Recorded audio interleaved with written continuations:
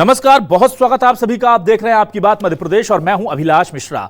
देश में अब एक ही बात हो रही है कि क्या पाकिस्तान से जंग फुल स्केल वॉर होने वाली है। और ऐसा इसलिए हो रहा है कि पहले पहलगाम हमला होता है और भारत ऑपरेशन सिंदूर के तहत टारगेटेड मिलिटेंट ठिकानों को निशाना बनाता है। हमने किसी सिविलियन किसी भी मिलिट्री एस्टेब्लिशमेंट को निशाना नहीं बनाया। जहां पर हमें लगा कि ये आतंकी कैंप हैं, वहां हमने टारगेटेड हमला किया और उसके बाद से पाकिस्तान ने हमारे मासूम निर्दोष लोगों पर जिस तरह से गोलीबारी की पुंछ में, और हमारे कई लोगों को वहां पर मौत का शिकार होना पड़ा। उसके बाद भारत ने कहा था कि अगर आपने नापाक हरकत की तो ऐसा जवाब देंगे कि दहल जाओगे। आज सुबह से पूरे पाकिस्तान में युद्ध के सायरन बज रहे हैं। इस्लामाबाद, रावलपिंडी, लाहौर, जहां जहां आप देखिए हर जगह, कराची, हर जगह ड्रोन अटैक्स हुए और उसके बाद पूरा का पूरा देश सदमे में आ गया।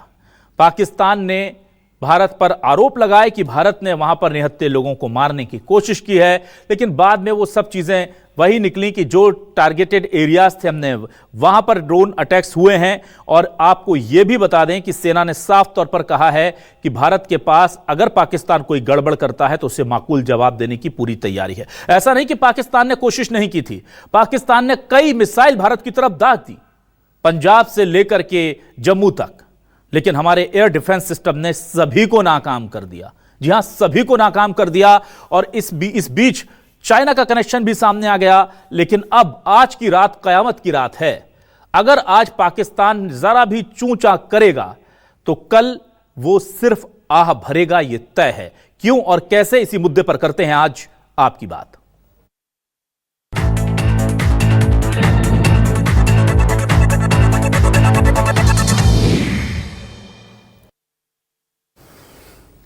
बड़े लोगों की हर बात बड़ी होती है।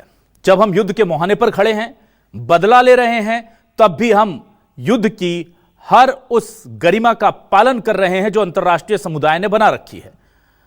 रक्षा मंत्री राजनाथ सिंह ने आज साफ तौर पर कहा कि भारत हर कदम उठाने को तैयार है और हर कदम उठा भी रहा है, लेकिन तय मानदंडों के अनुसार। सुनिए रक्षा मंत्री ने आज क्या कहा है प्रेस से बात करते हुए। साथियों, सबसे पहले तो मैं हमारी आर्म फोर्सेज ने कल जो कार्रवाई की है,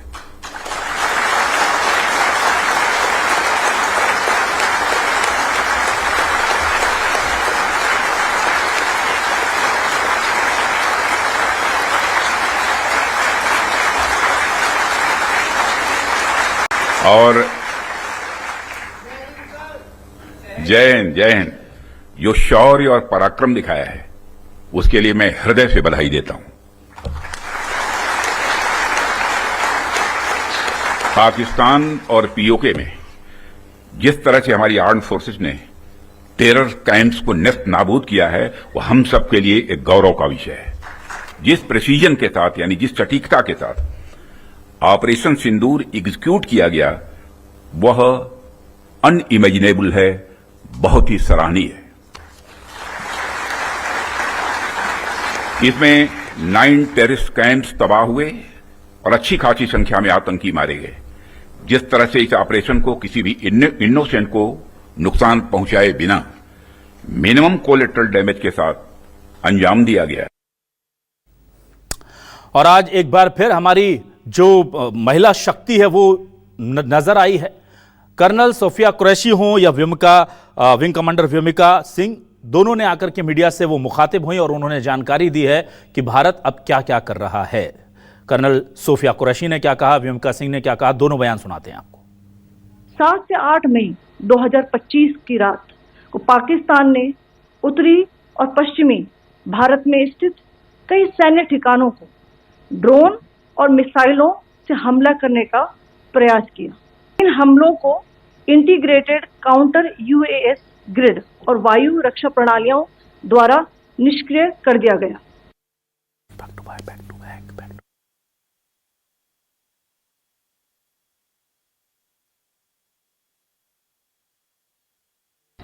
Indian response has been in the same domain with the same intensity as Pakistan. It has been reliably learnt that an air defense system at Lahore has been neutralized.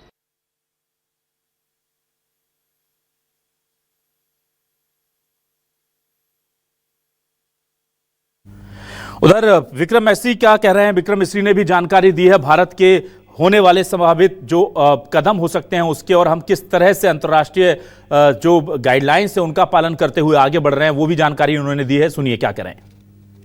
Only civilians, if any civilians were killed in these attacks, I wonder what message this picture actually sends to all of you. This is a question that is worth asking.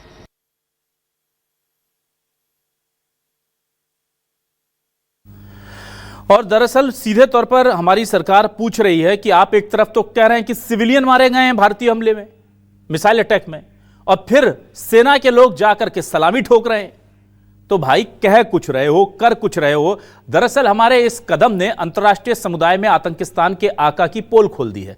अब अगर नहीं जाते तो फिर आतंकी पूछते सेना वालों से कि भाई आपके चक्कर में मर गए, कम से कम लास्ट में जन्नत जा रहे हैं तो थोड़ा सलामी वलामी ठोक देते। अब चले गए हैं तो यह बात भी सही है कि किसी आम नागरिक के जनाजे में सेना के अधिकारी तो जाते नहीं है। तो फंस गया है पाकिस्तान, और इस कदर फंस गया है कि रोना आ रहा है। आम लोगों के साथ साथ सांसद रो रहे हैं, इधर उधर नहीं, भरी संसद में रो रहे हैं, और रोकर कह सकते हैं अब अल्लाह ही हमारी रक्षा कर सकता है, हमें बचा सकता है। सुनिए।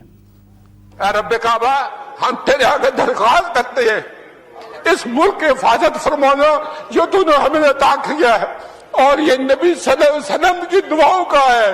आपने कायदे आजम को इंग्लैंड में मुलाकात की, ख्वाब में आए और उनको कहा कि जाओ वापस और जाके पाकिस्तान का मामला हल करो। दुनिया में जहां भी देखें शायद हमारी कमी है, हम मजबूर हैं, हम गुनाहगार हैं, लेकिन रब्बे काबा हम तेरे हबीब के उम्मती हैं, खुदा का वास्ता हमसे रहम का भला फरमा। फिलिस्तीन भी चले जाए, कश्मीर में चले जाए, जहां भी जाएंगे मुसलमानों के साथ वो ऐसे रो रहा है जो हम सोच भी नहीं सकते हैं कि हम बड़े गुनाहगार हैं, लेकिन तेरी रहमत बहुत वसी है।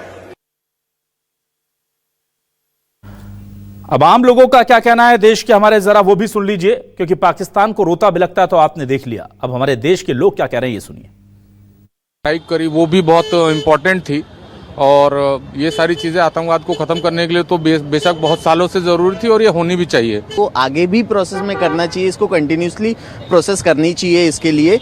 और अभी जो हमारा पीओके है, ये बहुत अच्छा मौका मिला है हमको, हमारा पीओके जो पाकिस्तान ऑक्यूपाइड कश्मीर है उसको वापस लेने का, इसको कंटिन्यूसली लेना चाहिए। और भारत ही एक ऐसा देश है अभी जो पूरे विश्व में एक मिसाल बना हुआ है कि हम आतंकवाद से पीड़ित हैं, और हम इतने सालों से अब हमने रिटेलिएट करना सीख लिया है। उनको जिस वर्तमान में जैसा जवाब दे रहे हैं, अभी तक हमने जवाब नहीं दिया था, उसका ही प्रतिफल था कि वो बार बार हम पे अटैक कर रहे थे। आज अब हमने उन पे अटैक करना शुरू कर दिया है, निश्चित ही वो समझ जाएंगे कि अब भारत की शक्ति कितनी हो गई है। और आइए अब हम देखते हैं आज के हमारे सवाल क्या है। सवाल लेकर आ रहे हैं आपके सामने। हमारे आज के सवाल आपके सामने ये रहे। ऑपरेशन सिंदूर से दहला पाकिस्तान, लाहौर, कराची, रावलपिंडी में थर्राया आसमान।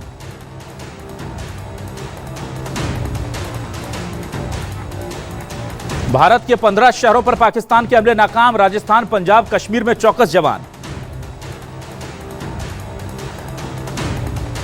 आतंकी जनाजे में पाकिस्तानी सेना का कनेक्शन दिखा, आतंक का आका पूरी दुनिया में एक्सपोज हुआ।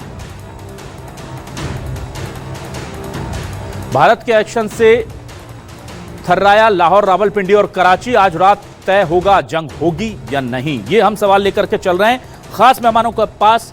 मेरे साथ बीजेपी से वरिष्ठ नेता प्रवक्ता योगेश गुप्ता जी जुड़ रहे हैं, उनका बहुत स्वागत करूंगा। कांग्रेस से वरिष्ठ नेता प्रवक्ता नितिन भंसाली जी हैं। आज मेरे साथ मेजर जनरल शमीश सबरवाल जी हैं, रिटायर्ड डिफेंस एक्सपर्ट भी हैं, और बहुत बारीकी से इस पूरे मामले को वो हमारे दर्शकों को समझाएंगे। राजनीतिक विश्लेषक के तौर पर पवन गोयल जी हमारे साथ जुड़ रहे हैं। मेजर जनरल साहब आपका स्वागत करता हूं। पवन गोयल जी आपका भी बहुत स्वागत करता हूं। और सबसे पहले मैं सबरवाल जी आपके पास आता हूं।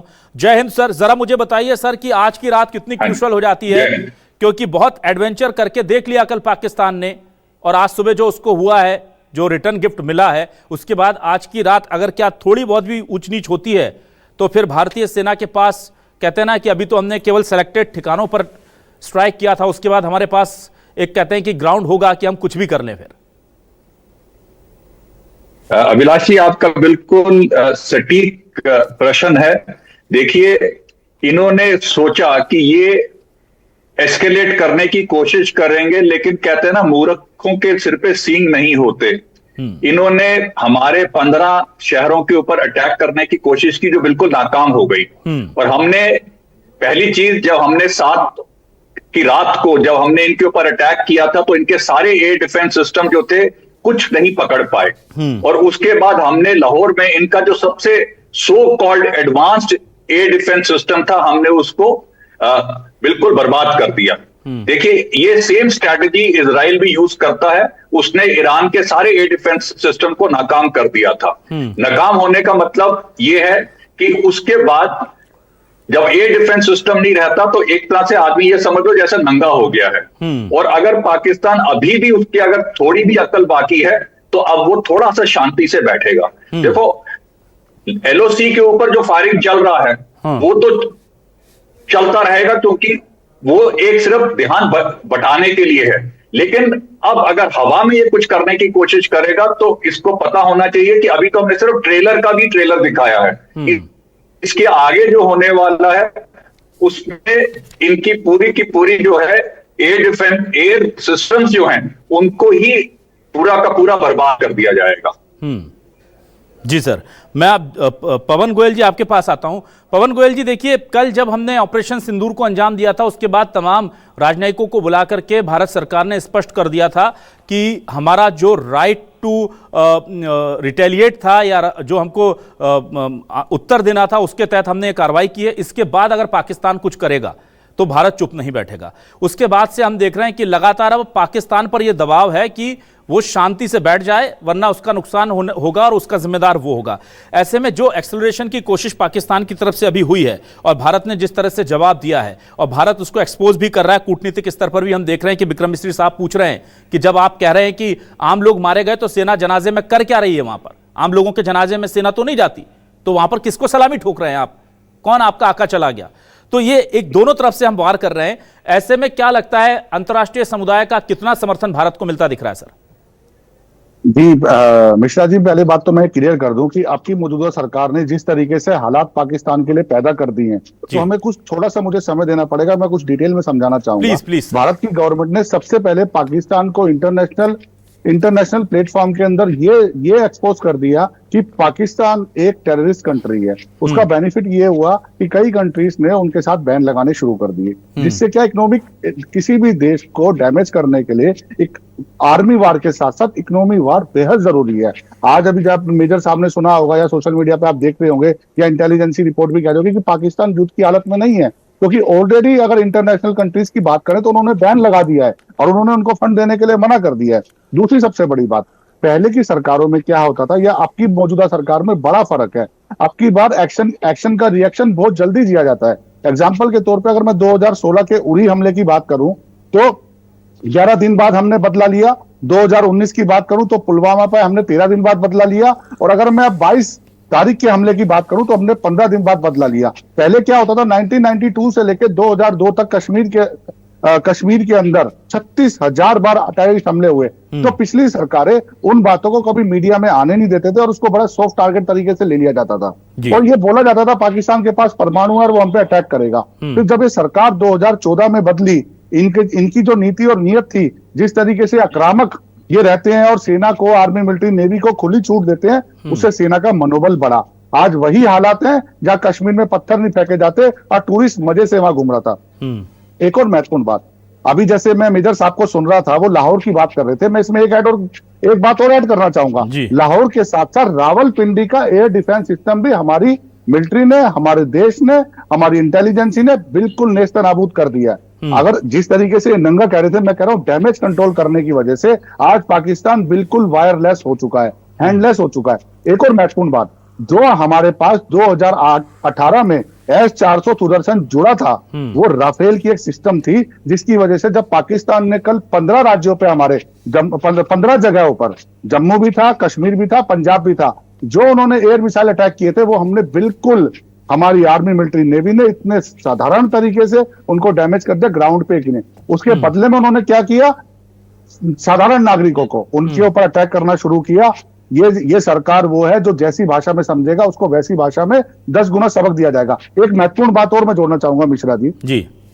ये मैसेज केवल पाकिस्तान को नहीं है, हमारा देश चारों तरफ से किसी भी, चाहे चाइना से जुड़ा हुआ हो, चाहे किसी भी ऐसी कंट्री से जुड़ा हो जो भारत को कमजोर समझने की कोशिश कर रहा हो, तो भारत के लिए वो 26 नागरिक, 26 आर्मी, मिलिट्री, नेवी के जवानों के बराबर है। कोई ऐसा नहीं है भारत के नागरिकों की कोई वैल्यू नहीं है। ये सीधा सीधा मैसेज है उन आतंकवादी कंट्रीज को, या जो भारत को कमजोर समझने की कोशिश करती है कि अगर भारत के एक भी नागरिक को कुछ हुआ तो भारत इजराइल की भाषा बहुत अच्छे से जानता है। जी मिश्रा जी प्लीज। ठीक है, बहुत बढ़िया बात आपने कही कि ये मैसेज दरअसल आगे पूरी दुनिया को मिल गया है, क्योंकि चाइना कभी हमारे साथ एडवेंचर कर लेता था, टेस्ट कर लेता था हमारे पेशेंस को, बांग्लादेश जैसे छोटे मुल्क भी कुछ कुछ बातें कर लेते थे, अब शायद 10 बार बोलने से पहले सोचेंगे।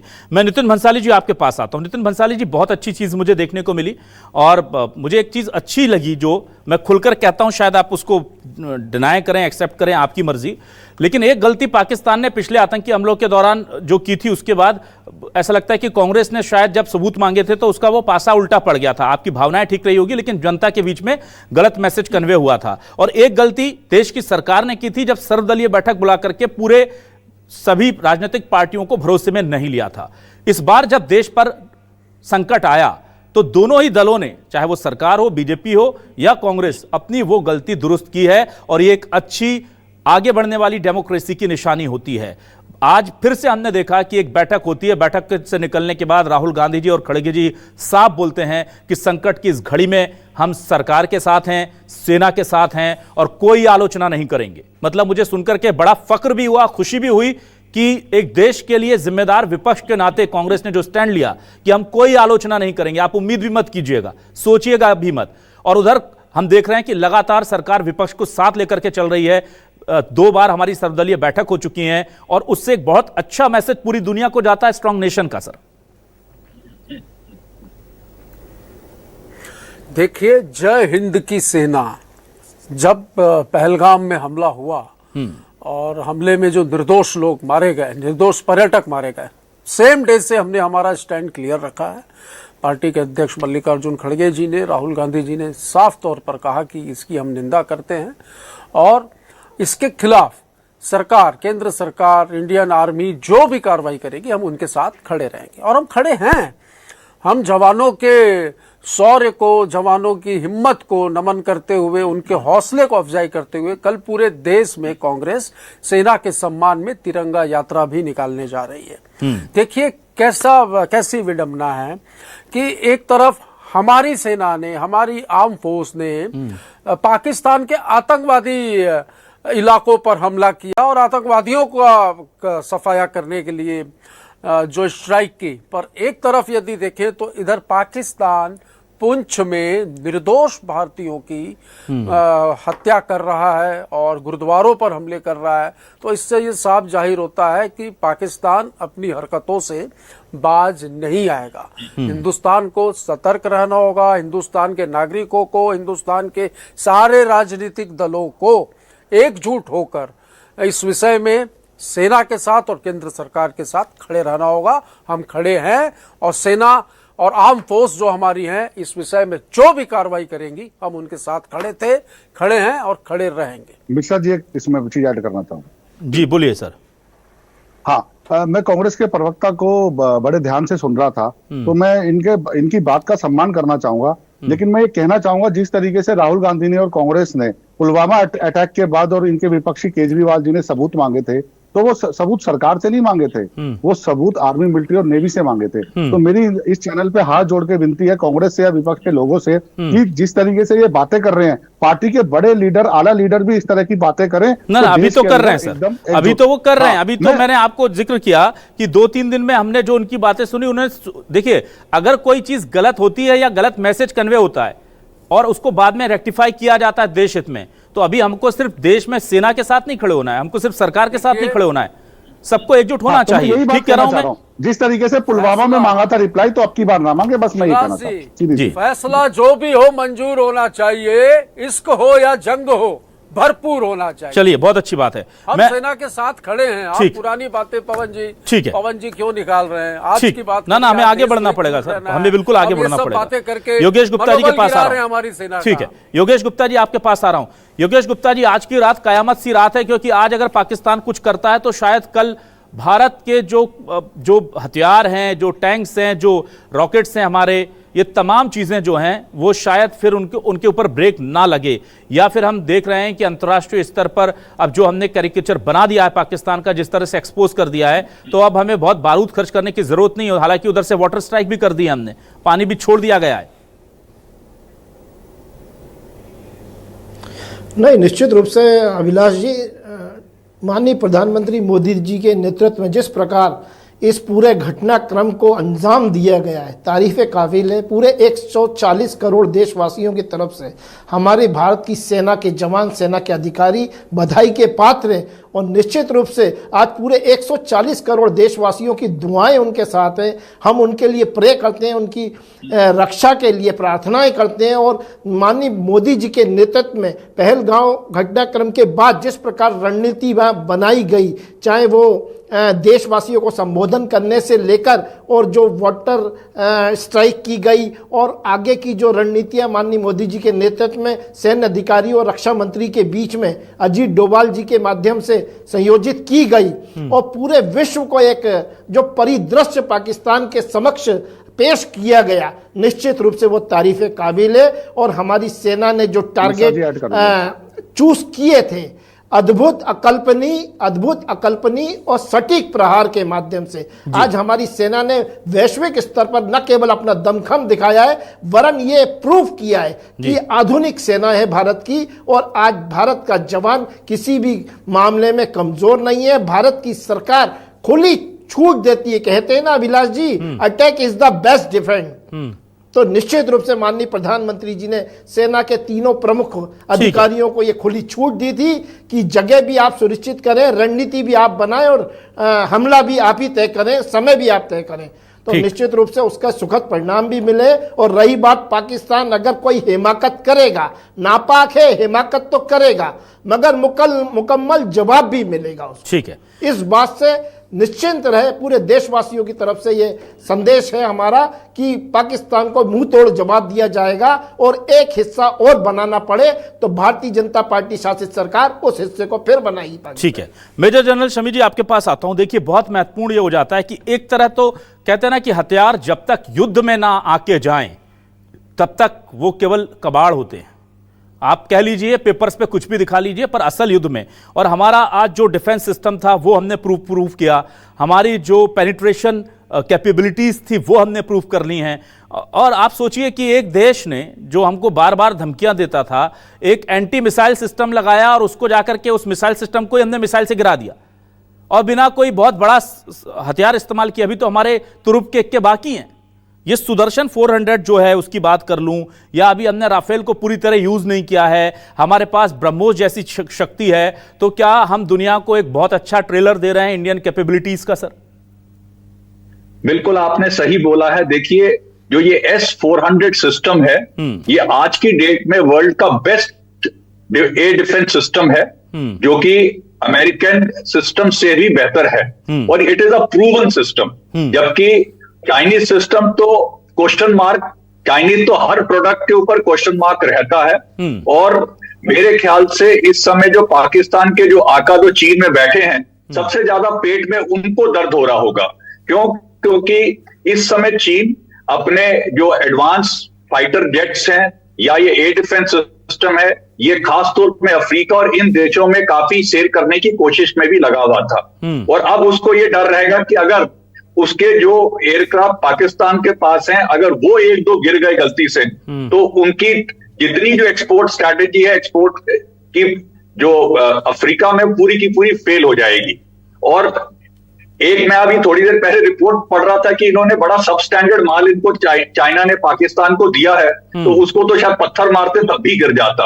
एंड हमने अभी, if you ask me honestly, हमने अपने बेस्ट वेपन सिस्टम्स को अभी भी पूरी तरह से या तो यूटिलाइज नहीं किया है, या उसको हम बैटलफील्ड में लेके नहीं आए हैं। और we are just telling the world कि we have just shown you the tip of the iceberg. अगर हमारा टिप ऑफ द आइसबर्ग कितना डैमेज कर सकता है, तो आप अंदाजा लगा लीजिए कि जब हम अपनी फुल फोर्स के साथ कुछ भी करेंगे, तो फिर पाकिस्तान का कोई भी डिफेंस सिस्टम जो है और जो भी उसका ऑफेंसिव सिस्टम है, वो कामयाब नहीं होगा और वो बिल्कुल फेल हो जाएगा।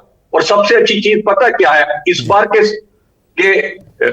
अटैक के बाद और उससे पहले जो होता था कि इस समय पाकिस्तान की पब्लिक पाकिस्तान की आर्मी के साथ नहीं है, जो एक सबसे बड़ी चीज है। देखो, देश की अगर सेना के साथ उसकी अगर पब्लिक साथ नहीं होती तो वो सेना लड़ने के काबिल नहीं रहती। इस समय जैसे कि अभी आप खुद ही दिखा रहे थे कि उनकी पार्लियामेंट में जिस तरह से पार्लियामेंटेरियन जिस तरह से रो रहे हैं और जिस तरह से पब्लिक में एक रोष है, it is only a matter of time कि अगर हम थोड़ा सा भी इसको पुश करेंगे तो हो सकता है पाकिस्तान के कुछ टुकड़े भी हो जाएं। जी बिल्कुल, बहुत महत्वपूर्ण बात आपने कही है, क्योंकि यह कहा जाता है कि पाकिस्तान छोटे छोटे डोजेस से मानता नहीं है। यह बड़ा कैंसर बन चुका है। इसको अब कहते हैं ना कि थोड़ी बहुत एंटीबायोटिक से काम चलेगा नहीं, इसके लिए प्रॉपर सर्जरी चाहिए। पवन गोयल जी, आपके पास आता हूं। पवन गोयल जी, मुझे ये बताइए, हमेशा जो एक चिंता का विषय मेरे लिए है कि हमेशा जब ये मुहाने पर हम होते हैं कि हम एक बहुत डिसाइसिव एक्शन ले लें और पाकिस्तान के टेंशन को परमानेंटली खत्म कर दें, भारत अपने एक, जिसको मैं कहता हूं ना, गुड बाय सिंड्रोम, उसकी जद में आ जाता है और फिर वो वापस लौट जाता है।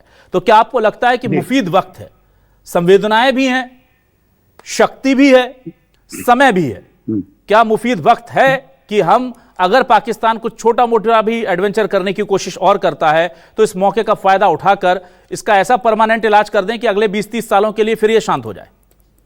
जी मिश्रा जी, इस बात को हमें कुछ इस तरीके से समझना होगा कि जो ये अटैक है एज पर पाकिस्तान ने नहीं किया, लेकिन जो रिप्लाई है वो भारत ने ही किया और वो पाकिस्तान पे किया है। ये मैं एग्जांपल इसलिए आपको देना चाह रहा हूं, हमारी एजेंसीज के पास ये नॉलेज थी, हमारी सुरक्षा खुफिया एजेंसीज के पास नॉलेज थी कि पाकिस्तान ऑक्यूपाइड जगह पे मुजाहिदीन के, हिजबुल के और जो भी इनके आतंकवादी संगठन है या टेररिस्ट कंपनीज हैं, उनके ऊपर हमने ठिकानों पे फायर किया, एक्शन किया और हमने इस तरीके से मिसाइल से हमला किया। तो मैं ये कहना चाह रहा हूं कि पाकिस्तान ने तो कभी एक्सेप्ट ही नहीं किया कि ये हमला उन्होंने किया है। दूसरी सबसे महत्वपूर्ण बात, लेकिन क्या हम जानते हैं और हमें इस बात की नॉलेज है, मोदी सरकार ने हमेशा पल पल यूएन के साथ, चाहे G20 की हो, चाहे G7 की हो, चाहे इंटरनेशनल प्लेटफॉर्म पे हो, चाहे कोई भी मीटिंग हो, उसमें ये प्रूफ रखे हैं कि पाकिस्तान ही इसके अंदर इन्वॉल्व है और पाकिस्तान ने कभी इसको एडमिट नहीं किया। अभी आपने 2-3 दिन पहले पाकिस्तान के रक्षा मंत्री का भी देखा होगा, स्टेटमेंट आया था, MP भी वहां रो रहे हैं।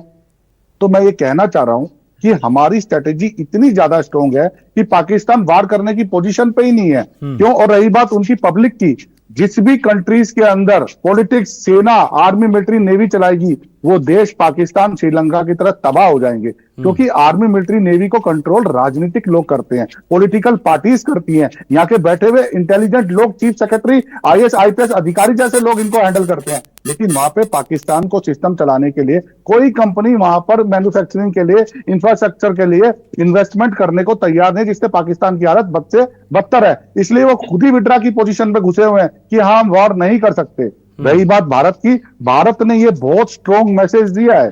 मैं फिर बता रहा हूं, आपको रिपीट कर रहा हूं, उरी के हमले के बाद, पुलवामा के हमले के बाद, पहलगाम के हमले के बाद हमने इसको एक वार के नजरिए से देखा है और हमने वार की तरह ही रिप्लाई किया है। रावलपिंडी का और लाहौर का एयर डिफेंस सिस्टम, पाकिस्तान की ये स्टेटमेंट थी कि इसको कोई भी नेस्तर नाबूद नहीं कर सकता, लेकिन भारत की आर्मी ने करके दिखाया है। ये सीधा सीधा एग्जाम्पल है। और भारत ने पाकिस्तान के मासूम लोगों को तो अभी ठिकाना भी नहीं बनाया है, अभी निशाना भी नहीं बनाया है। सिर्फ आर्मी, जो टेररिस्ट कैंप थे, उन्होंने उनको डिस्ट्रॉय किया है। तो भारत एक के बदले में 4 गुना रिप्लाई देने में बहुत सक्षम है और अभी आप आगे देखिएगा, इससे भी स्ट्रॉन्ग आपको रिजल्ट देखने को मिलेंगे। ठीक है।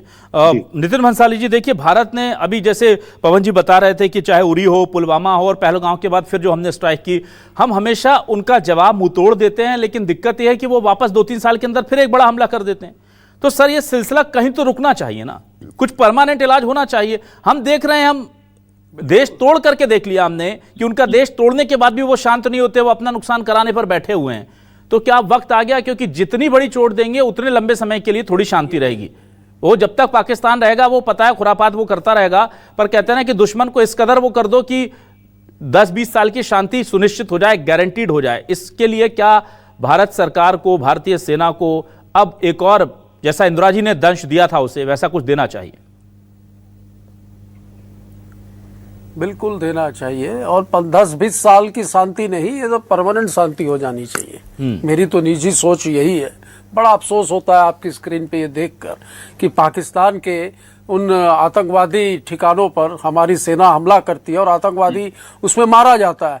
उसके जनाजे में वहां की सेना, वहां की पुलिस होती है, उसके जनाजे में कंधा देने के लिए, जाने वो स्वर्ग जा रहा हो, इनके उसमें तो कुछ और शब्द होता है, जन्नत जाने जन्नत जा रहा हो, और वहां के सांसद रो रहे हैं उसके मरने पर।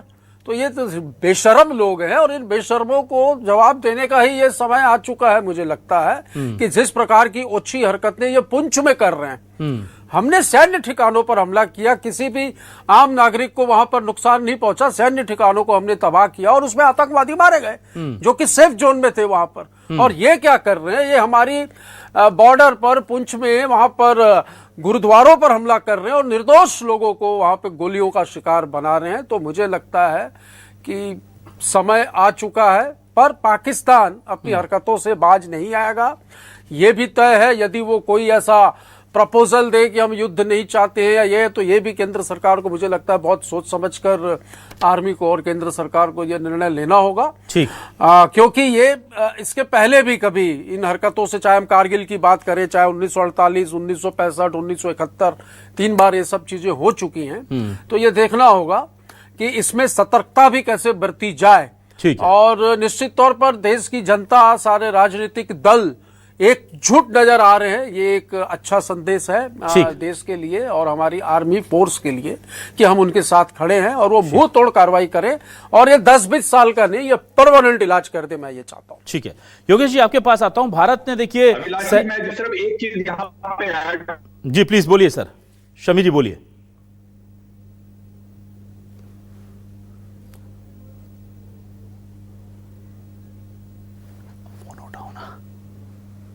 शमी जी आपकी आवाज अभी नहीं आ रही, शायद तकनीकी दिक्कत है, मैं दोबारा आपके पास आता हूं। तब तक मैं जल्दी से योगेश जी से सवाल ले लेता हूं। योगेश जी, मैं आपसे यह जानना चाहूंगा, भारत ने एक तरफ तो स्ट्राइक की है, जो भी हमने उनको सबक सिखा सकते थे वो सिखाएं। 1 मिनट, शमी जी आप मुझे सुन पा रहे हैं? I can hear you. Shami ji please, आप एड ऑन कर रहे थे कुछ, प्लीज आप एड ऑन कीजिए। हाँ, मैं ये कहना चाह रहा था कि देखो, पाकिस्तान के ऊपर पाकिस्तान की आर्मी का पूरा स्ट्रांग होल्ड रहा है शुरू से ही। यही कारण था कि 2 टुकड़े होने के बाद भी वो फिर भी अपनी हरकतों से बाज नहीं आया। अब टाइम ये आ गया है कि पाकिस्तान को पहले तो छोटे टुकड़ों में करना पड़ेगा और उसके साथ इसको डीमिलिटराइज करना पड़ेगा। और डीमिलिटराइजेशन तभी होगी जब ये रिवोल्ट अंदर से होगा। और अगर आप नोटिस करें, बलूचिस्तान में जिस तरह से आज चल रहा है, इट इज अ टाइम के बलूचिस्तान अलग होगा। उसके साथ साथ सिंध में भी इस समय जो रोष है, खासतौर पे पंजाब के अगेंस्ट, वहां भी उसको थोड़ा सा हमें टूल देनी पड़ेगी। और इधर गिलगिट बाल्टिस्तान के एरिया में भी काफी रोष बन रहा है। अगर हम इन सब को जो है टुकड़ों को अलग करेंगे और पाकिस्तान की फौज को डीमिलिटराइज करेंगे, तभी वो सिचुएशन आएगी कि यहाँ पे परमानेंट पीस रहेगी। नहीं तो ये कुछ भी हो जाए, ये ऐसे ही रहेंगे, इनकी पूंछ कभी सीधी नहीं होने वाली। ठीक है सर, मैं योगेश जी आपके पास आता हूं। योगेश जी देखिए, जो हम सामरिक दृष्टि से कर सकते हैं वो तो हमने किया, और वो लास्ट ऑप्शन होता है किसी भी देश के लिए, एक जिम्मेदार देश की मैं बात कर रहा हूं, पाकिस्तान के जैसे देशों की नहीं। लेकिन हम देख रहे हैं कि हम, चाहे वो FATF हो, IMF हो, UNSC हो, वेपन बिजनेस हो, हर जगह हम पाकिस्तान को एक्सपोज कर रहे हैं। और हम इंटरनेशनल कम्युनिटी पर इस वक्त बहुत ज्यादा प्रेशर क्रिएट कर चुके हैं कि don't do trust on the Pakistan. और IMF का जो मिलने वाला एक एड था, उसको भी भारत ने रोकने की गुजारिश कर दी है। FATF के लिए फिर से हम डिमांड कर रहे हैं ग्रे लिस्ट में लाने के लिए। UNSC में हमारा मुद्दा क्लोज डोर मीटिंग में उठ ही चुका है। वेपन बिजनेस उनका हम एक्सपोज कर ही रहे हैं, जैसे कि बताया गया, पवन जी ने बताया कि सब समझ रहे होंगे कि जब अपनी खुद रक्षा नहीं कर पा रहे हैं तो बाहर क्या करेंगे। और वो जो यूक्रेन को हथियार बेच रहे थे, अब रो रहे हैं कि हमारे पास तो 10-12 दिन का गोला बारूद बचा है। तो कुल मिलाकर के हर तरफ चौतरफा वार हो रहा है। लेकिन ये कहीं अंतर्राष्ट्रीय दबाव में हम पीछे तो नहीं हट जाएंगे, रुक तो नहीं जाएंगे, क्योंकि आपने कहते हैं ना कि सांप को मारना जो है वो तो जरूरी है, पर अगर आप उसे अधमरा छोड़ते हैं तो वो और खतरनाक हो जाता है फिर। नहीं अभिलाष जी, देखिए माननीय मोदी जी की ये कूटनीति, विदेश नीति बहुत कामयाब रही है। अंतर्राष्ट्रीय स्तर पर पहले मोदी जी ने आम सहमति ही नहीं बनाई, वरन कई ऐसे बड़े मुल्क भारत के साथ एकजुटता के साथ खड़े होकर आए हैं कि हम आतंकवाद के विरोध में भारत के साथ हैं, कंधे से कंधा मिलाकर लड़ेंगे। और दूसरी बात यह है कि पाकिस्तान, वो दिन दूर नहीं है जब अंतर्राष्ट्रीय स्तर पर पाकिस्तान एक आतंकवादी देश के रूप में घोषित कर दिया जाएगा, जल्दी वो ग्रे लिस्ट में आने वाला है। और तीसरी बात, जो माननीय मोदी जी ने ऑपरेशन सिंदूर के बाद जो देशवासियों को, जो अंतर्राष्ट्रीय समुदाय को एक अप्रत्यक्ष रूप से संदेश दिया, वो कर्नल सोफिया कुरैशी जी के माध्यम से, विंग कमांडर हमारी व्योमिका सिंह जी के माध्यम से और हमारे विदेश सचिव जी के माध्यम से, कि हिंदू मुस्लिम सिख ईसाई आपस में हम भाई भाई। तो निश्चित रूप से देश के अंदर भी मोदी जी ने न केवल सर्वदलीय बैठक के माध्यम से पूरी तरह से स्वीकृति ली, पूरे तौर पर अपनी रणनीति को साझा किया, वहीं अंतर्राष्ट्रीय स्तर पर भी विदेशी ताकतों को यह बताने में हम कामयाब रहे कि पाकिस्तान ऐसे नहीं सुधरने वाला है, वो आतंकवाद को पालने वाला, पोसने वाला एक देश बन चुका है और इसका इलाज जरूरी है। और हमने अपने अधिकारों का प्रयोग करते हुए पाकिस्तान को वो सबक सिखाया है बिना किसी सिविलियन ठिकाने को हाथ लगाए। अंतर्राष्ट्रीय स्तर पर यह संदेश स्पष्ट तौर पर गया है कि भारत ने अपना बदला उन लोगों से लिया है, जैसा कि हमारे माननीय रक्षा मंत्री जी ने कहा था, हनुमान जी का उदाहरण दिया, मैं तिन मारा जिन मोई मारे। तो हमने केवल उन लोगों का इलाज किया है जिन्होंने हमारे निर्दोष नागरिकों पर वार किया था, और अगर पाकिस्तान नापाक हरकत करता है तो उसका मुकम्मल जवाब मिलेगा। ठीक है, मैं आता हूं वापस। मेजर जनरल शमी सभरवाल जी, आज जब MEA और रक्षा मंत्रालय की हमारी बैठक होती है तो साफ तौर पर एक चीज कही जाती है जिस पर लोगों ने कितना ध्यान दिया मुझे नहीं पता, मैं एम्फसाइज करना चाहता हूं, हाईलाइट करना चाहता हूं कि ऑपरेशन सिंदूर जारी है, मतलब we are not close it yet. तो हम अभी तैयार हैं, हम कर रहे हैं काम। तो क्या हम समझ के रखें कि आने वाले 2-3 दिन ये जो चित्कारें हमारी बहनों की हमने सुनी थी पहलगांव में, जो हमें आज रात को सोने नहीं देती, ये तस्वीरें जो जहन में ऐसी बस गई हैं कि शायद मरते दम तक भी हमारे जहन से ना जाएं, ये तमाम इन चीज़ों का हिसाब अब पाकिस्तान को चुकाना होगा आने वाले 2-4 दिन कम से कम। और अभी बिल्कुल आपने बिल्कुल सही बोला है। जब एक बार हमारा MEA और डिफेंस मिनिस्ट्री अगर कुछ स्टेटमेंट देती है तो इसका मतलब टॉप लीडरशिप का उसके ऊपर एक ग्रीन सिग्नल है कि यस, हम इसको अब तब तक नहीं छोड़ेंगे जब तक हम अपने जो स्टेटेड या अनस्टेटेड एम जो हमने चाहे पब्लिक में बताए हैं नहीं बताए हैं, जब तक वो पूरे नहीं हो जाते। और मेरे ख्याल से जिस तरह से ये स्टेटमेंट बोली गई थी कि अभी ऑपरेशन सिंदूर जारी है, इसका एक क्लियर इंडिकेशन ये है कि अभी भी हमने सिर्फ फर्स्ट लेवल ऑफ इंजेक्शन दिया है, अभी पूरा डोजेज देना बाकी है। और मेरे ख्याल से डोज इनको अभी मिलता रहेगा जब तक इनका पूरी तरह से इलाज नहीं हो जाता। जी बिल्कुल। पवन जी, आपके पास आता हूं। एक महत्वपूर्ण चीज है पवन जी, देखिए, जो हमें डिस्कस करनी चाहिए जिम्मेदार नागरिकों के नाते। पाकिस्तान में हम देख रहे हैं कि भारत उसको माकूल जवाब दे रहा है उसकी गलतियों का। तो एक तो वहां की जनता भी अपनी सेना से पूछ रही कि आपको ये सब करने की जरूरत क्या थी, अगर आप हमें सुरक्षा नहीं दे सकते तो आपने ये सब हरकतें करी क्योंकि कोई इतना गुस्सा हो। सांसद रो रहे हैं और उधर बलूचिस्तान ब्लीड कर रहा है, POK ब्लीड कर रहा है। अब तो यह हालत है कि पंजाब में भी लोग नाराज हैं, सुनते हैं सेना से, और सेना को इस सब के पीछे जिम्मेदार ठहरा रहे हैं। तो मैं आपसे जानना चाहता हूं कि जब वहां ये सब हो रहा है, उस बीच में हमारा सारा फोकस एक्सटर्नल एनिमी पर है। हमारे देश के अंदर भी तो OGW मतलब ओवरग्राउंड वर्कर थे ना इनके, जिन्होंने पहलगांव में मदद की। हमारे देश में कई ऐसे नापाक लोग, गद्दार लोग आज भी छिपे बैठे हैं। तो क्या एक सर्जिकल स्ट्राइक या एक बहुत बड़ा ऑपरेशन यहां भी नहीं चलना चाहिए, ऑपरेशन सिंदूर का एक एक्सटेंशन अंदर की तरफ, ताकि यहां से भी हम मार मार के उनको भगाएं या उनको न्यूट्रलाइज करें? मिश्रा जी, मैं आपके सवाल से बहुत ज्यादा खुश हूं और आपका सवाल बहुत बेहतर है, और इसका जवाब भी मैं आपको सवाल के हिसाब से ही दूंगा। अभी मैं बीजेपी के प्रवक्ता को, गुप्ता जी को, मोदी जी की तारीफ, आर्मी, मिलिट्री, नेवी की तारीफ करते हुए सुन रहा था। बिल्कुल तारीफ के काबिल है जिस तरीके से रिप्लाई किया, लेकिन इनके पास कुछ डाटा नहीं होंगे, जो डाटा मैं आपके चैनल के News 24 माध्यम के हिसाब से देना चाहता हूँ। 2014 से लेके 2024 तक के आंकड़े आपके सामने रख रहा हूँ। पवन जी, आपका शायद सिग्नल कुछ 1-2 सेकंड के लिए हमने खो दिया है। मैं आपके पास आने की कोशिश करूंगा दोबारा। तब तक वो ग्राफिक्स एक बार फिर प्ले कर दें जो हम टेलीविजन पर चला रहे थे। पवन जी, आप दोबारा हमारे साथ कनेक्ट हो चुके हैं, प्लीज अपनी बात पूरी कीजिए। जी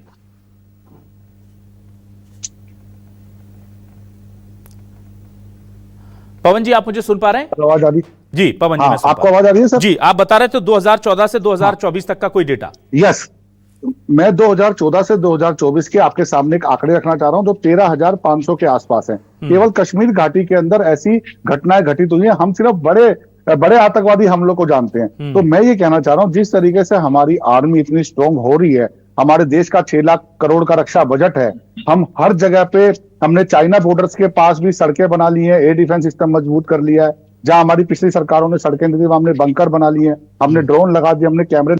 उस तरीके से इंटेलिजेंसी पे भी सवाल उठाना चाहता हूँ। मैं चाहता हूँ कि देश के अंदर, कश्मीर के अंदर जब सेंसिटिव एरिया है, वो स्टेट सेंसिटिव है, तो हमारी इंटेलिजेंसी इस तरह के काम करे जिससे कि ये हमले ना हो। और एक बात और, मैं अगर मोदी जी की तारीफ करनी है तो मैं बता देता हूँ, 1993 से लेकर 2003 तक कश्मीर घाटी के अंदर 36,000 हमले हुए, 2003 से लेकर 2013 तक 22,000 हुए, और 2014 से 2024 तक बहुत कम हुए, और कश्मीर में शांति भी है। लेकिन फिर भी हमारी इंटेलिजेंसी को, जो आप सवाल कर रहे थे, ये उसी के बेस पे आंसर है। हमारी इंटेलिजेंसी को एक सेंसिटिव स्टेट के अंदर बेहतर और काम करना पड़ेगा, जिससे निर्दोष आर्मी, मिलिट्री, नेवी की या भारत के किसी भी नागरिक की जान न जाए। जी ठीक है।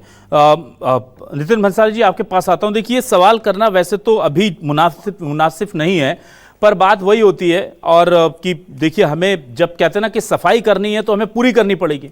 हम केवल बाहरी दुश्मनों को मार देंगे, नीचे जो हमारे अंदर कहते हैं ना कि जो पैरासाइट्स हैं, जो हमारा ही खून पीते हैं और हम ही को काटते हैं, उनका भी तो इलाज करना पड़ेगा। तो वहां पर भी क्या आपको लगता है कि अभी ठीक है, सारा फोकस वहां है, लेकिन वहां पर भी आगे चल के एक बहुत बड़ी स्ट्राइक यहां पर होनी चाहिए, और पैन इंडिया लेवल? क्योंकि हम देखते हैं कश्मीर में कुछ होता है, वो शिफ्ट हो जाते हैं पंजाब की तरफ या राजस्थान की तरफ, वहां पर पुलिस थोड़ा सा एक्टिव होती है, कोई एजेंसी एक्टिव होती है, वो दिल्ली की तरफ निकल आते हैं। अभी भी हम देख रहे थे कि कुछ दिनों पहले जानकारियां आ रही थी कि दिल्ली में हजारों घुसपैठिए हैं जिनकी पहचान नहीं है, जो गलत आइडेंटिफिकेशन कार्ड्स के साथ मौजूद हैं। तो एक बहुत बड़ा सफाई अभियान देश के अंदर चलना चाहिए क्या? देखिए, बिल्कुल इस घटना के बाद तो ये एहसास हो रहा है कि सफाई अभियान चलना चाहिए कि देश में घुसपैठिए कितने हैं, कहां से आ रहे हैं, इन्हें कौन मदद कर रहा है। ये भी तो आए ना, ये 4 लोग, जो 4 आतंकी जो आए, ये कहीं से तो आए, कहीं तो चूक हुई है। मैं इस पे पॉलिटिक्स नहीं कर रहा हूं, पर मैं तो ये कह रहा हूं ना कि कहीं पे चूक तो हुई है। ठीक है, हम जवाब दे रहे हैं, पर आए तो सही, इतनी बड़ी घटना को अंजाम देकर गए। तो ठीक है, पवन जी की इस बात का मैं सपोर्ट करूंगा कि इंटेलिजेंस को जो है वो इसमें मजबूत करना चाहिए। और बाकी जो बातें हैं, बहुत खुशी की बात है ये अभिलाष जी कि सर्वदलीय बैठकें हो रही हैं, सभी दल के नेता एक साथ बैठ रहे हैं, की गई कार्रवाई से सेना, आर्मी चीफ जो हैं और यहाँ केंद्र सरकार जो है, उन सारी चीजों को अवगत कराकर विपक्ष को भी इसमें सारी जानकारी देके भरोसे में लेकर चल रहे हैं, और विपक्ष बिल्कुल उनके साथ है। मैं आज की इस आपके चैनल में आया हूं, मैं डिबेट में नहीं, मैं चर्चा में आया हूं, परिचर्चा में, मैं परिचर्चा ही कर रहा हूं।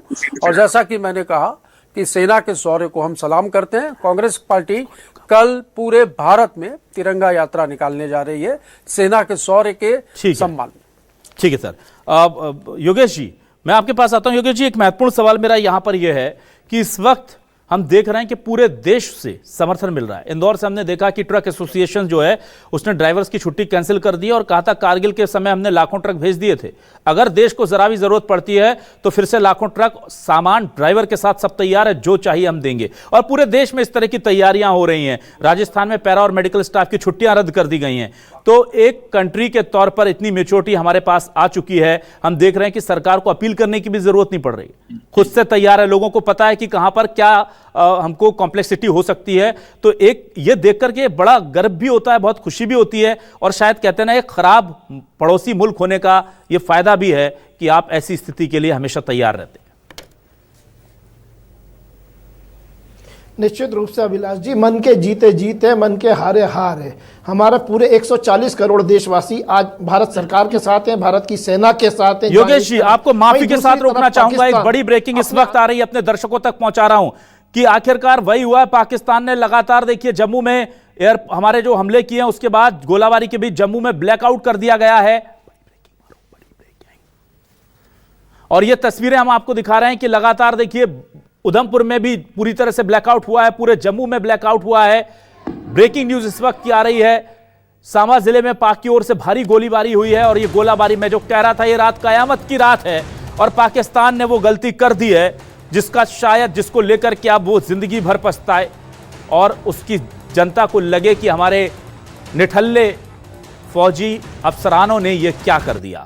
इतनी ज्यादा गोलाबारी पुंछ में भी पाकिस्तान की ओर से गोलाबारी हुई है और ये इस गोलीबारी के बीच में सिक्योरिटी रीजन से जम्मू एयरपोर्ट पर हवाई हमले की कोशिश हुई है। जम्मू एयरपोर्ट पर हवाई हमला हुआ है। देखिए, जो हम लगातार आशंका जता रहे थे, जम्मू सांबा जिले में पाक की ओर से भारी गोलाबारी की गई है और इस बीच ब्लैकआउट किया गया है। जम्मू में, पुंछ में भी पाकिस्तान की ओर से गोलीबारी हो रही है और इसके बीच यह खबर आती है कि जम्मू एयरपोर्ट पर हवाई हमला की कोशिश हुई है।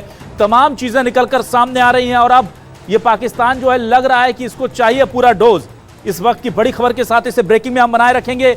मैं अपने पीसीआर से दरख्वास्त करूंगा और हम जल्दी से शिफ्ट कर लेते हैं। योगेश जी, आप अपनी बात कर रहे थे, अब मैं इस सवाल के साथ आपके पास आऊंगा।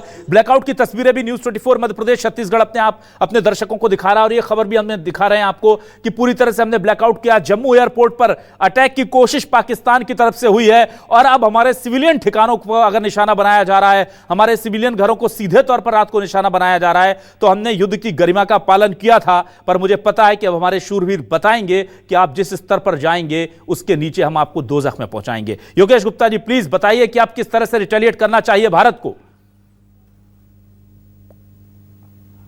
निश्चित रूप से नापाक हरकत करी है पाकिस्तान ने और इसका मुकम्मल जवाब हमारी भारत की सेना देगी। उसके शौर्य पर हम भारतवासियों को पूरा भरोसा है और हमारा आज जो डिफेंस सिस्टम है वो इतना आधुनिक है, सक्षम है और पाकिस्तान को जहां एक तरफ अंदर अपने गृह युद्ध में भी लड़ना पड़ रहा है और सीमा पर भी लड़ना पड़ रहा है, वहीं दूसरी तरफ पूरे भारतवासी एकजुटता के साथ भारत की सेना के साथ खड़े हैं और निश्चित रूप से इस युद्ध में पाकिस्तान को वो पराजय मिलेगी जिसका वो हकदार है, जिसके लिए उसको दंड मिलना चाहिए। और आपने एक प्रश्न और किया था अभिलाष जी कि देश के अंदर के गद्दारों के लिए क्या तैयारियां। निश्चित रूप से जम्मू कश्मीर में कई ऐसे संरक्षणकर्ताओं को पकड़ा गया है, ठीक है, जिनके माध्यम से वो 4 दुर्दांत आतंकवादी आए थे। वहीं दूसरी तरफ एनआरसी और सीएए ये अगली कड़ी है इस प्रकार की जान पहचान करने के लिए और भारत सरकार उस पर भी काम करेगी शीघ्र अतिशीघ्र। और मैं ये मानता हूं कि ये युद्ध की शुरुआत है। अभी तो ये ट्रेलर था, पिक्चर अभी बाकी है, अभी तो ये अंगड़ाई है, आगे और लड़ाई। बीच बड़ी खबर, जम्मू एयरपोर्ट पर हमले का सायरन बजा है। पाकिस्तान को भारतीय सेना ने मुंहतोड़ जवाब देना शुरू कर दिया है। क्षण भर की देरी थी, हम तो इंतजार कर रहे थे कि बिलबिला लो, क्या कर लोगे कर लो, देख लेते हैं। आप जम्मू एयरपोर्ट के पास आप देखिए भारी गोलाबारी हुई है। सांबा जिले में पाक की भारी गोलाबारी है। जम्मू और सांबा, इन्हें वहां पर हमने ब्लैकआउट किया। जम्मू में ब्लैकआउट करना पड़ा। एयरपोर्ट पर युद्ध का सायरन बज गया है। जम्मू एयरपोर्ट पर हमले का सायरन बजा है और उसके बाद से अब भारत ने भी जो तैयारी कर रखी थी वो शुरू कर दिया है। काम एक्शन शुरू हो चुका है बॉर्डर पर। और अब आज की रात जो हमने लिखा था इस सवाल में, हमें नहीं पता था 8 बजे के पहले तक ये होगा। हमने लिखा था आज की रात कयामत की रात है। सोचिए, मैं जल्दी से मेजर जनरल शमी सब्रवाल जी आपके पास आ रहा हूं। ये तस्वीरें हम दिखा रहे हैं। सब्रवाल जी, क्या अब होगा? भारत को क्या एक्शन लेना है? भारत की क्या तैयारी थी? भारत ने पूरी मुस्तैदी दिखाई थी, अब क्या होगा? आज की रात कैसी गुजरेगी? देखिए, आज की रात तो अब जो है पाकिस्तान वाले अपने जो हैं वो अपनी क़यामत की रात लेकर चलें। क्योंकि मैं यहाँ पे आपको एक चीज बताना चाहता हूं, क्योंकि अब बात हुई है एयरपोर्ट के ऊपर हमले की। मैं कहूंगा हमला नहीं है, हमले की एक नाकाम कोशिश है। क्योंकि 65 और 71 वॉर के समय भी पाकिस्तान की एयरफोर्स जो थी वो कोशिश करती थी, लेकिन एयरपोर्ट से काफी दूरी अपने बम गिरा के चली जाती थी। और आज जिस तरह से हमारा एयर डिफेंस सिस्टम है, मुझे नहीं लगता ये हमारे एयरपोर्ट्स के आसपास भी कहीं पहुंच पाएंगे।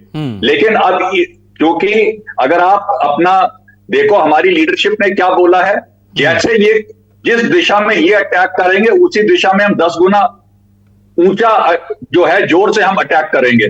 तो मेरे हिसाब से अभी उनके एयर डिफेंस सिस्टम्स, उनके एयरपोर्ट्स और जो भी उनकी जो स्ट्रेटेजिक इंस्टॉलेशंस हैं, अब उनके ऊपर डेफिनेटली जो है वहां पर दिवाली बनेगी। क्योंकि हिंदुस्तान की फौज सिविलियंस को मारने की चेष्टा नहीं करती, ना ही उनके ऊपर अपना एमिनेशन बर्बाद करने की कोशिश करेगी। वो करेगी तो उनके डिफेंस और स्ट्रेटेजिक इंस्टॉलेशंस के ऊपर। और देखना, प्लान्स तो ऑलरेडी बनी हुई होंगी, अब तो सिर्फ यह है कि उनको एग्जीक्यूशन ऑर्डर देना है। और वो आप देखना, जब तक कल सुबह होगी तो पता लग जाएगा कहां पे कहां दिवाली के पटाखे फूटे।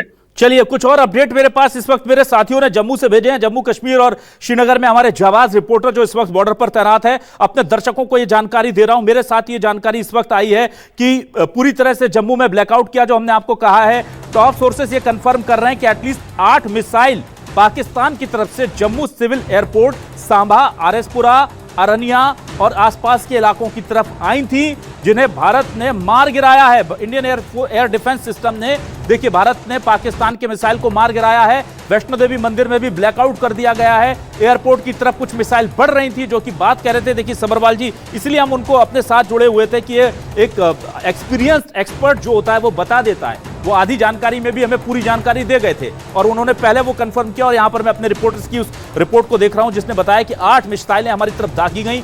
जम्मू की तरफ से पाकिस्तान की 8 मिसाइलों को हमने मार गिराया है। और यह भी मैं बता दूं कि इस वक्त हैवी शेलिंग चल रही है अक्रॉस एलओसी। करनाह के कुपवारा एरिया है नॉर्थ कश्मीर का, वहां पर बहुत ज्यादा शेलिंग चल रही है, जबरदस्त गोलाबारी चल रही है और भारत मुंहतोड़ जवाब दे रहा है। हमने पाकिस्तान की 8 कोशिश जो है, और हमको फिर पता था, देखिए मिसाइल जब आती हैं, अपने दर्शकों को बता दूं, तो सायरन बजता है, वो सायरन एयरपोर्ट पर बचा। हमारा एंटी मिसाइल डिफेंस सिस्टम तैयार था और उसने उन तमाम 8 मिसाइलों को मार गिराया है। हमने, कहते हैं, एहतियातन जो है वो जम्मू में ब्लैकआउट किया है। सांबा के कुछ इलाकों में ब्लैकआउट हमें करना पड़ा है और भारत अब मुंह तोड़ जवाब दे रहा है।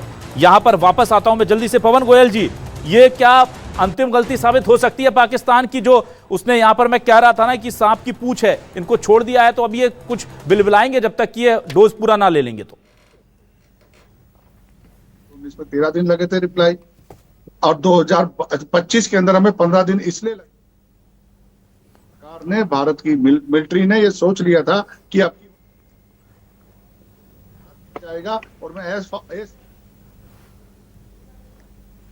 प्रदर्शन दिया था 2018 में हमारे देश के अंदर 4,65,000 करोड़ रुपए की कीमत से हमने विदेशों से मंगाया था, जो हमारे अंदर जुड़ा था। आज उसकी काबिलियत यही है। तो मैं ये कहना चाह रहा हूं कि सरकार ने इस चीज को करके दिखाया है, जो हमारे को बेसिक चीजें नहीं, जो हमारे को मेजर चीजें की जरूरत थी, आज वो आज देश के पास है, जिसकी वजह से आप देख रहे हो कि हम लोग आज न्यूज चैनल के अंदर सेफ हैं। और हमारी आर्मी मिलिट्री किस तरीके से एयरपोर्ट को, वैष्णो देवी मंदिर को, 8 जगह को, अभी न्यूज 24 पे बता रहे हैं कि हमने उनके मिसाइल्स को डिस्ट्रॉय कर दिया। तो ये देश की कामयाबी है, सरकार की कामयाबी है। लेकिन मैं फिर इसमें एक आपके क्वेश्चन के साथ बात जोड़ना चाहूंगा कि इंटेलिजेंसी को भी और काम करना पड़ेगा, जिस तरीके से ये हादसे, ये हमले ना हो। जी ठीक है, एक फाइनल कमेंट में जल्दी से सब्रवाल जी आपसे लेता हूं। मेजर जनरल शमी सब्रवाल, मुझे बताइए कि भारत अब रात को क्या कुछ कर सकता है, क्योंकि भारत ने तैयारी पूरी कर रखी थी, अंतर्राष्ट्रीय समुदाय को संदेश दे दिया था कि इस बार कुछ भी हरकत की तो छोड़ेंगे नहीं। जम्मू हमारा, पुंछ हमारा, राजौरी हमारे, जो हमेशा से इनके टारगेट पर रहते थे, अब वो सिविलियन इलाकों की तरफ मिसाइल दाग रहे हैं। मतलब कि वो चाहते हैं कि उन्हें क्या नेस्तो नाबूद ही कर दिया जाए, और क्या भारतीय सेना ये करेगी अब? नहीं, देखिए, भारत की सेना कभी सिविलियन टारगेट्स के ऊपर एंगेजमेंट नहीं करेगी। ये इसमें तो मैं 200% गारंटी के साथ कह सकता हूं। जब आपकी 5 मिनट पहले रिपोर्ट आ रही थी, तो उससे ऐसे लगा कि हमारे जम्मू एयरपोर्ट के ऊपर उनके एयरफोर्स ने अटैक किया, यानी कि उनके एयरक्राफ्ट आए हैं। तो मुझे एक बार के लिए विश्वास नहीं हुआ कि वो अपना F-16 या JL-17, जो भी इनके चाइनीज एयरक्राफ्ट हैं, किसी को भेजने की हिम्मत करेंगे, क्योंकि जैसे ही वो बॉर्डर क्रॉस करेंगे या एलओसी क्रॉस करेंगे, वो वहीं एयरक्राफ्ट डिस्ट्रॉय हो जाएगा। और अगर एयरक्राफ्ट उनका हमारे देश के टेरिटरी के अंदर डिस्ट्रॉय होगा, तो पाकिस्तान का मुंह बहुत ज्यादा काला होने वाला है। और अब मेरे हिसाब से जो रिटेलिएशन होगी, क्योंकि उन्होंने हमारे एयरपोर्ट और इन इंस्टॉलेशंस के ऊपर भी हिट किया है, तो इनके एयरपोर्ट, एयर डिफेंस सिस्टम और जो इनकी जो स्ट्रैटेजिक इंस्टॉलेशन है, एमुनेशन डंप्स हो गए, कहीं ना कहीं पे ऐसी जगह पे दिवाली के बम फटेंगे, जो कल सुबह तक आप देखना, आप अपने चैनल पे कवर करेंगे। लेकिन हम सिविलियन टारगेट के ऊपर बिल्कुल हम एंगेजमेंट नहीं करेंगे। ठीक है, तो हम सांपों को कुचलना जानते हैं, बिल में घुस करके, जैसे हमने ऑपरेशन सिंदूर किया था, वहां जहां पर वो रात को सो रहे थे, पिन पॉइंट एक्यूरेसी के साथ मारा था, केवल आतंकियों को मारा था। और अब फिर से हम इनको इनका माकूल जवाब देंगे। हमारी यही अपील है कि आप सुरक्षित रहें, और जाहिर सी बात है कि अगर रात को आज जम्मू कश्मीर या आसपास कुछ करने की कोशिश की है पाकिस्तान ने, तो भारतीय सेना जमकर दिवाली मनाने वाली है। और यह होना भी चाहिए, क्योंकि अब वो देश भारत जो है, जब वो उस समय इंदिरा गांधी जी के समय नहीं झुका, तो आज तो फिर हम लोग बहुत बेहतर स्थिति में, उस समय उस आयरन लेडी ने पाकिस्तान के 2 टुकड़े कर दिए थे। तो अब हमें डरने की चिंता करने की जरूरत बिल्कुल नहीं है। पूरी तरह से आर्मी पर भरोसा है, सरकार पर भरोसा है। उम्मीद करते हैं कि कल की सुबह जो है पाकिस्तान को उसका सबक मिल गया होगा। बहुत शुक्रिया योगेश गुप्ता जी, नितिन भंसाली जी, मेजर जनरल शमी सब्रवाल साहब, आपका भी बहुत शुक्रिया। पवन गोयल जी, आपका भी हमारे साथ जुड़ने के लिए बहुत शुक्रिया। दर्शकों का भी शुक्रिया। नमस्कार।